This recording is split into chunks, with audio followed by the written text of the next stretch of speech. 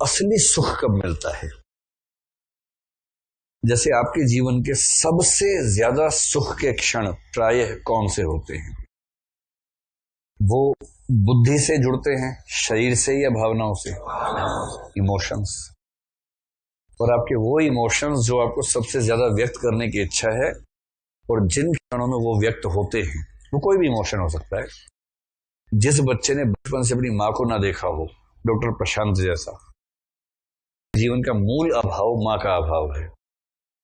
तो हर व्यक्ति के लिए कौन से इमोशन का महत्व सबसे ज्यादा, वो अलग अलग हो सकता है, लेकिन जो इमोशन मेरे लिए सबसे महत्वपूर्ण है वो मुझे जब मिल जाएगा, मैं उससे ज्यादा सुखी कभी नहीं होऊंगा। ये सारा पैसा, सारी बुद्धि, सारे आपकी डिग्रीज किसी काम नहीं आने वाली। ये केवल चौंचले हैं जो कभी कभी आपको सुख प्रदान करेंगे, लेकिन असली सुख तो भावनाओं का सुख है।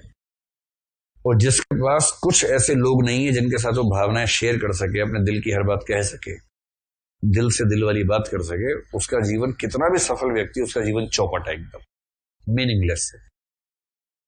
अब ये तो भक्ति का मामला है। और देखिए क्या होता है, जीवन में दो भाव बहुत जरूरी होते हैं। एक भाव तो ये जो भी आपके अंदर आता होगा, मैं ये हूं, मैं वो हूं, मैं तो 30 मार्क हाँ, मैं 60 मार्क हाँ, मैं ये, मैं वो वाला भाव आता होगा कि मानव इतिहास के दो ही चरण हैं, एक मुझसे पहले, एक मेरे होने के बाद। कॉन्फिडेंस जब ज्यादा बढ़ता है तो ऐसे ऐसे भाव मन में आते हैं। ये भी जरूरी है। आप आईएएस बन जाएंगे, कल को आईएएस बनेंगे, सलाम ठोकेंगे, पूरा जिला आपके इशारे पे चल रहा है, कॉन्फिडेंस आता है, अच्छी बात है।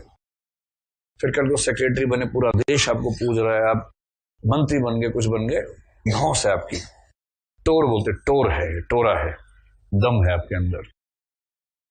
उस सब के बावजूद एक और भाव चाहिए, और वो ये है, कोई ऐसा स्थान हो जहां आप छोटे हो सकते हो। जब तक आप छोटे थे, आपका मन बड़े हो जाए, बड़े हो जाए, छोटे हैं, पिटाई हो जाती है हमारी, बड़े हो जाए हम किसी तरह से, ये भाव रहता है उस समय। इसलिए बच्चे पेरेंट्स की बहुत एक्टिंग करते हैं। अगर बाप मान लीजिए ऑफिस जाता है अपना ब्रीफकेस लेके, तो बच्चा ब्रीफकेस से एक्टिंग करता है घर के अंदर, कमला खाना बना देना मेरे लिए, ऐसे करके, क्योंकि उसको बाप बनना है अपना, क्योंकि उसको लगता है कि वही ताकत का केंद्र है, ताकतवर होना है, बड़ा होना है।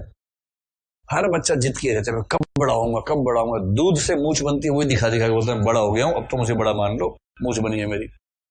कृष्ण जी ये सब करते हैं अपनी माँ के साथ, दूध पिया कि सबके बाल बड़े बड़े, मेरे बाल बहुत छोटे हैं, चोटी कब बड़ी होगी मेरी।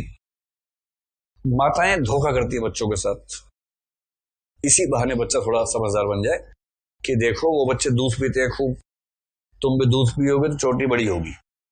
माँ को लगा इसी बहाने इसको थोड़ा ठूसा देती हूँ दूध, कम से कम इसी बहाने स्वस्थ होगा। कृष्ण ने कहा अच्छा ऐसा है, तो लाओ दूध दो, मैं पीता हूँ। एक बड़ा गिलास भर के माँ ने दे दिया कि चलो इसी बहाने पिएगा। कई बच्चों को खाना खिलाना इतना टफ काम होता है।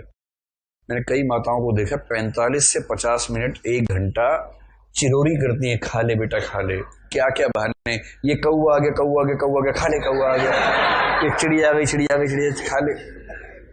तो कोई मुझसे कह दे कि खिलाना है किसी बच्चे को ऐसे खाना, मैं तो 1-2 बार तो झापड़ मारूंगा, चुपचाप खा ले, तो नहीं तो पिटेगा, क्योंकि वो बापत हुई हो, माँ वाली बात उसमें आ नहीं सकती। इतनी चिरौरियां करनी पड़ती है, और बच्चा इतना छटा हुआ होता है। कृष्ण कह रहे हैं अच्छा दूध पिया, आधा गिलास पिया, चोटी नाप रहे हैं, उसके बाद फिर 2 बूंद पिए, कह रहे क्या ड्रामा है यार, वैसी की वैसी अब तक तो कितनी बार मोही दूध पियत भई यह अजहू है छोटी, जब भी छोटी है, मैया कब ही बढ़ेगी चोटी, कब बढ़ेगी चोटी, तुमने कहा दूध पियत बढ़ जाएगी, कितनी बार मोही दूध पियत भई यह अजहू है छोटी।